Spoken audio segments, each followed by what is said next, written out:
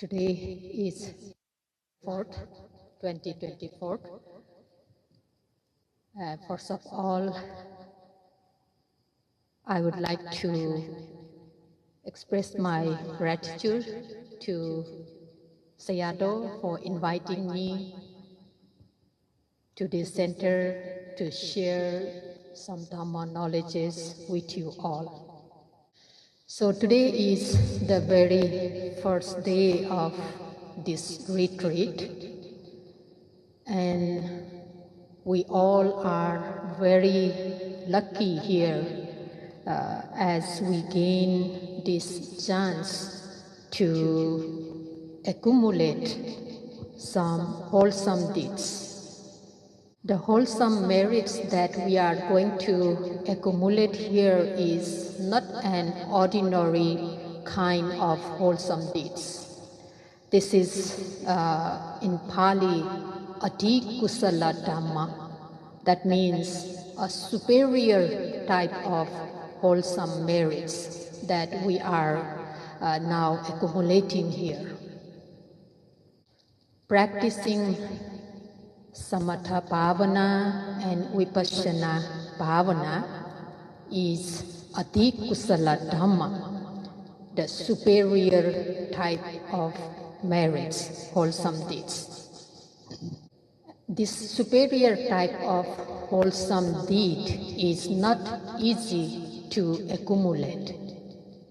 Especially Satipatthana Vipassana Bhavana, this type of superior wholesome deeds we can practice only when there is the Buddha Sasana, when there is the teachings of the Buddha is alive, teaching is still alive, then we get a chance to practice this type of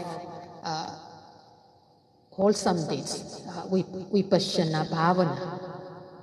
If there is no Buddha Sasana, or if the Buddha Sasana is already disappeared from the world, then we will not have a chance to practice this Satipatthana Vipassana meditation. Of wholesome deeds like dana, generosity, sila, morality, and also the samatha practice, tranquility meditation, it can be done when there is Buddha Sasana, if there is no Buddha Sasana too. Some wise people can teach, some wise people can encourage the beings to perform this type of wholesome deeds like dana, sila, and samatha bhavana. But Satipatthana Vipassana Bhavana is not like that. Only the Samma Sambuddha can can teach the path. Therefore, it can be said that we are very lucky to meet this Buddha Sasana. Although the Buddha is not alive now, but his teachings are still alive. And there are teachers who can teach us, who can show us this path because they have practiced themselves, and so they can explain that to us. We all are again very lucky to reborn as a human being. The Buddha said that Kicho Manussa Patilabho. It means it is hard, it is difficult to be born as a human. Some of us may think that it is not easy, it is easy to reborn as a human being, means it is not difficult to be born as a human being, because in the world the population is growing so fast. There are so many people in this world, so it is not difficult to reborn as a human being.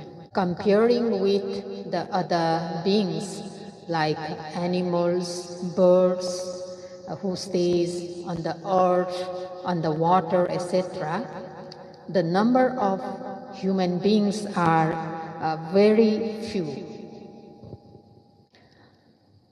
On the earth, even in a very small spot, even in a very small place, we can find many insects which we cannot see through our naked eye. The Buddha gave a simile or an example to explain how difficult it to be reborn as a human being. There is a blind turtle on the base of the sea, inside the sea, and which is going from one place to another place all the time, moving all the time. And in every 100 years, once in 100 years, this blind turtle pops up its head on the surface of the sea. And also there is a yoke, a log or a wood with a single hole on the surface of the sea, and this yoke is also taken away by the wind here and there all the time. So the Buddha asked the monks that, would that turtle enter its neck through the hole in that yoke? Then the monks replied to the Buddha that only if the conditions are met, then the turtle can insert or enter its neck through the hole of the yoke. Otherwise, it is unlikely, it is not possible. Then the Buddha said, that is how it is unlikely it is to get reborn as a human being. It is not easy to reborn as human being. One should have done many wholesome merits with great effort and enthusiasm in the previous lives, and there should be a chance for these wholesome merits to give result as the human being. It is by chance that one obtains the human life. After obtaining the human life, it is still not easy to live a life as human being for a long time.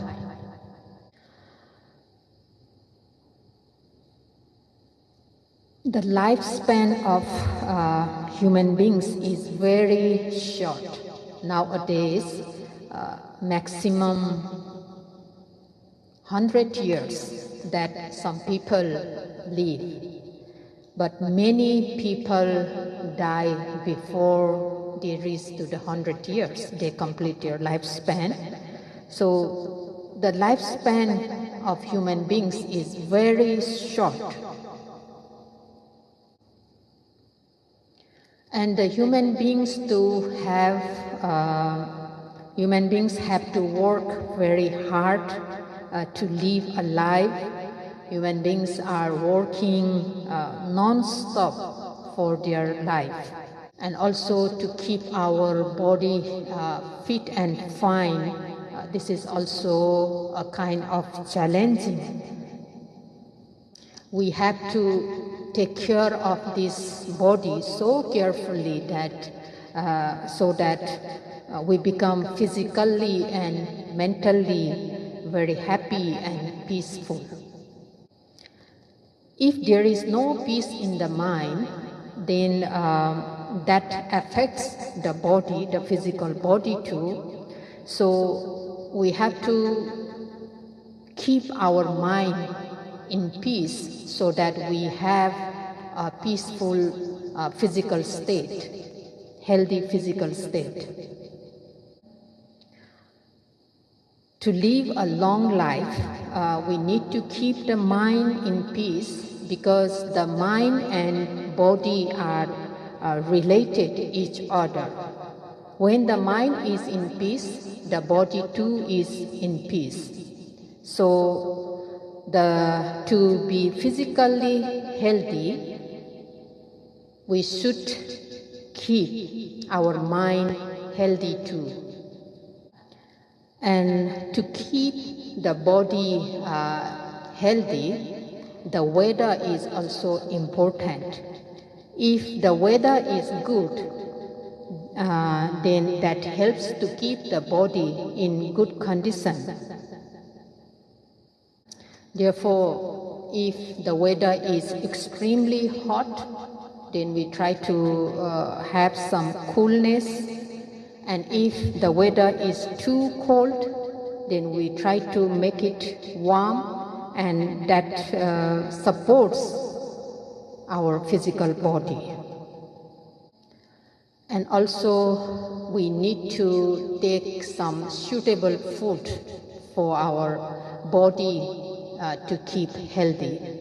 If the food we have taken is not appropriate for our body, then we might have some diseases.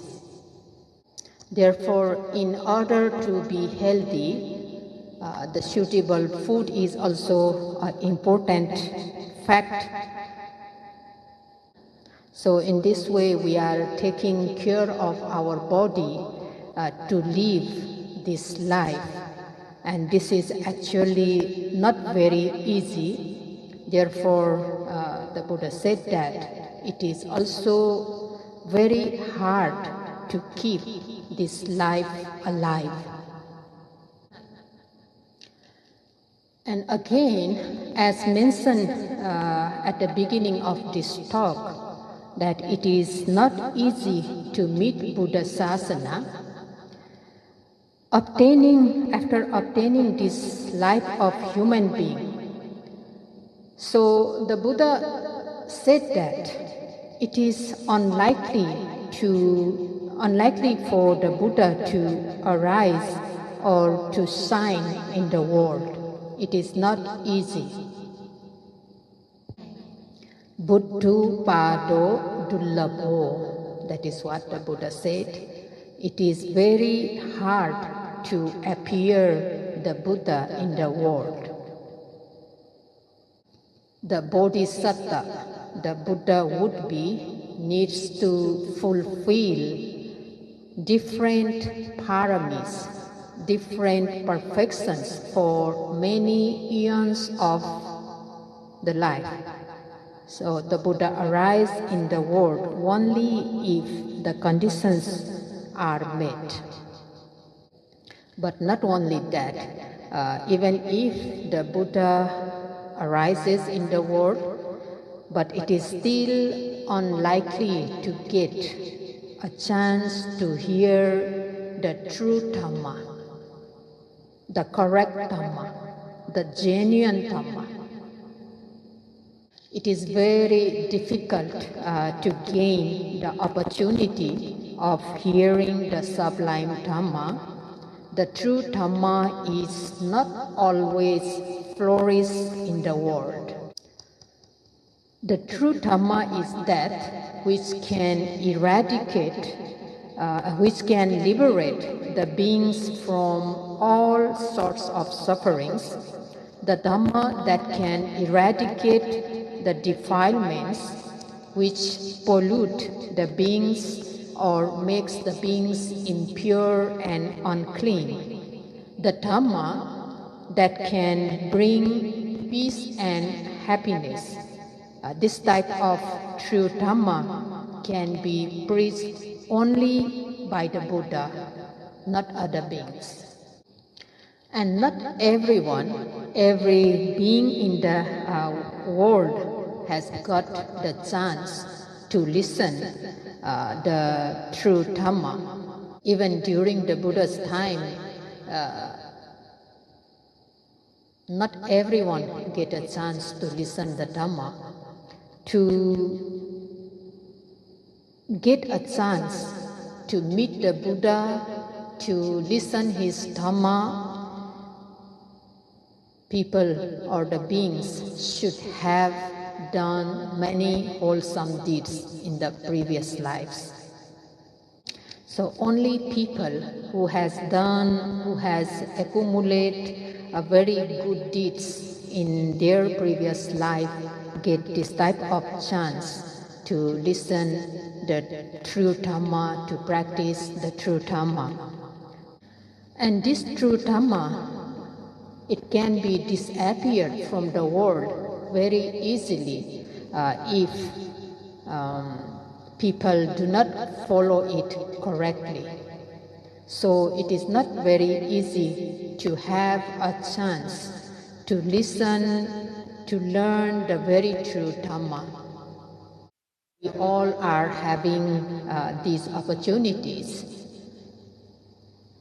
We all reborn as a human being, and we are meeting the Buddha Sasana, the teachings of the Buddha, and we also are having a chance to listen the Dhamma taught by the Buddha. So we all are very lucky. Therefore, we should utilize this great time, this great opportunity for our own benefits. We should strive very hard to gain the excellent benefit, excellent advantages. We should put the utmost effort in the practice, because it is uncertain, it is not sure that we will get this type of chance, this type of opportunity again and again. That is why the Buddha said that Ajjewa Kitsa Matapam. One should do one's job today, now, because no one knows about tomorrow. So here from today, we are starting our 10 days intensive meditation, Satipatthana Vipassana Bhavana. The yogis who are here may have different purposes in joining this retreat. Some of you may have the purpose to reduce some stress. Some may have a purpose to gain some peace of mind. Some may have a purpose to gain some knowledges, or some may really want to get rid of all sufferings that we are facing in the life. So whatever aim, whatever purpose you came with to attend this retreat, what you need to do is just to apply very good effort in the practice. Then only you can meet your purpose. Without applying any effort or without following the instructions very correctly, respectfully and diligently, you will not reach to your aim. You will not be able to fulfill your purpose. Therefore, the actual practice is very important. Just having the aim or just having the purpose, our aim is not fulfilled. We really need to practice by ourselves. While the yogis are meditating or practicing in the intensive retreats, intensive satipatthana vipassana retreat, there are few things that the yogis should be careful about. Among them, practicing respectfully and continuously is very important. Practicing respectfully, in Pali it is called sakkatsa kiriya. Sakkatsa kiriya. And practicing continuously, in Pali it is called satatsa kiriya. Practicing respectfully and practicing continuously. So what does it mean that practicing respectfully? Practicing respectfully means one should move very slowly and mindfully, not moving in hurry or in quick manner, in fast manner.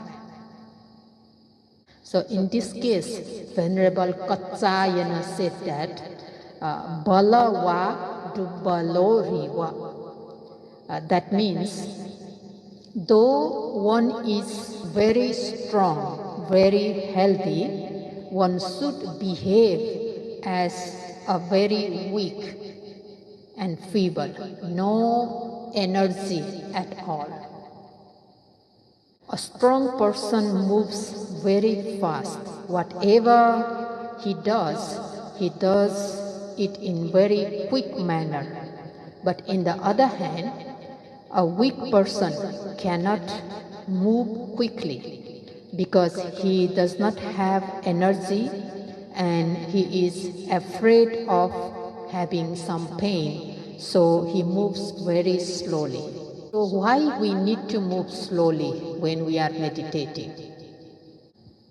If we move very quickly, in quick manner, we cannot see the objects, the mind and matter arising at that very moment. Because the mind and matter, nama rupa, they are arising and passing away in very fast manner. So to be able to see this mind and matter clearly, we have to slow down our physical movements. Therefore, the yogis should move slowly, especially when they are inside the Dhamma hall. But when they are going for breakfast or lunch or going back to rooms, they can move in normal pace, not too slow, not too fast, in normal pace. This means when you are cooperating with your fellow yogis, you do in normal pace. But when you do not need to concern about the fellow yogis, the other yogis, then you try to move very slowly and mindfully.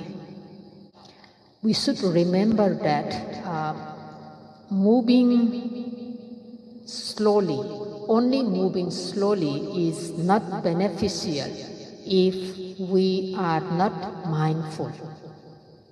We are moving slowly, but we are thinking, we are imagining, we are daydreaming, then that is not beneficial for us. So when we are moving, when we are slowing down our physical motions, at the same time, at the meantime, we should be very mindful also. We should be observing those actions, those physical actions very carefully. Then it becomes very beneficial for us because we can see the things very clearly. Another factor is we should be observing the objects continuously. We should try our best to note the objects steadfastly. If one can note the objects continuously, one comes to see the objects very clearly.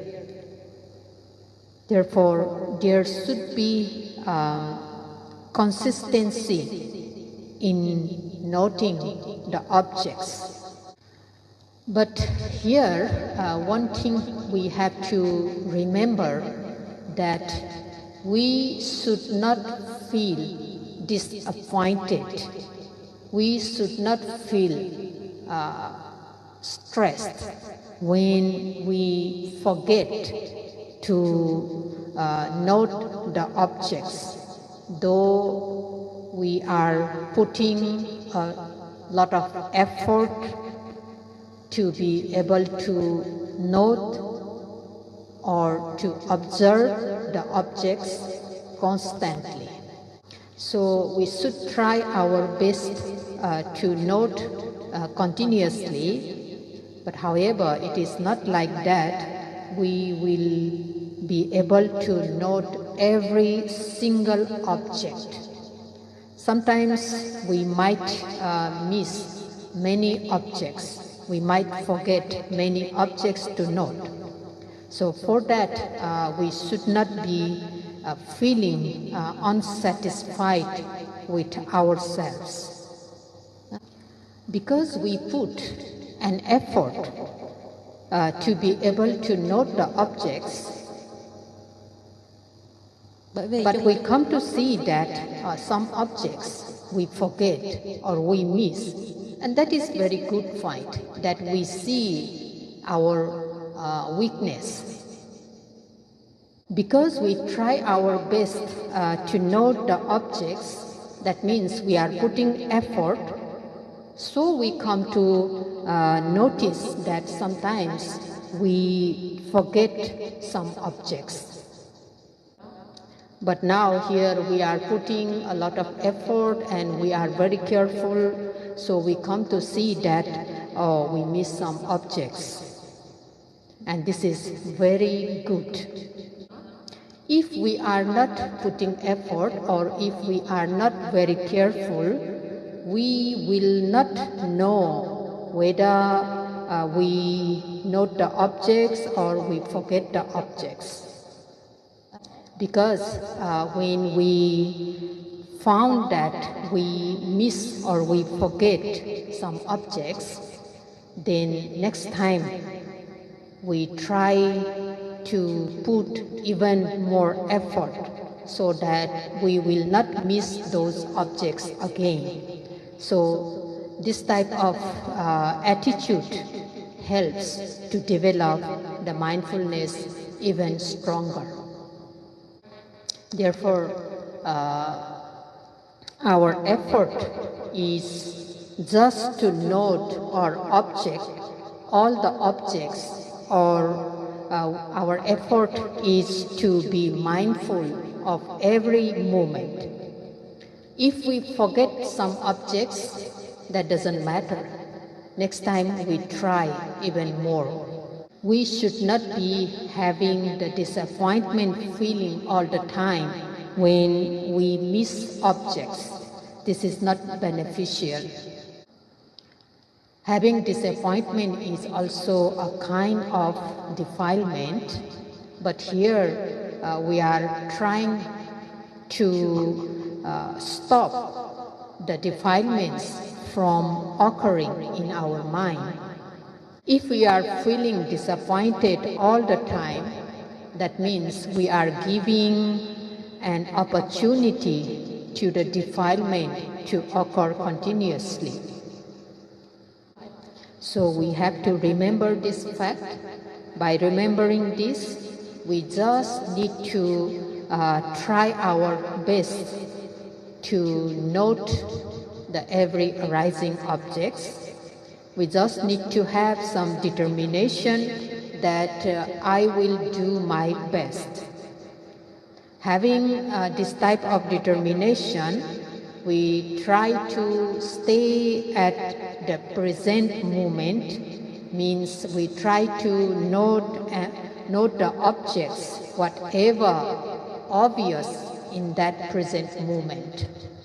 And that way we can have a very quick progress in the practice. So may you all be able to practice that way, so that within this 10 days retreat you will gain some, you will experience some benefits.